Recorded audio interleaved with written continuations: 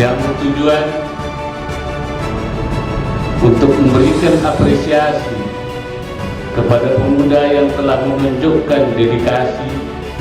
dan prestasi dalam kemajuan bangsa. Untuk memberikan apresiasi kepada kabupaten dan kota yang memberikan fasilitas tumbuh kembangnya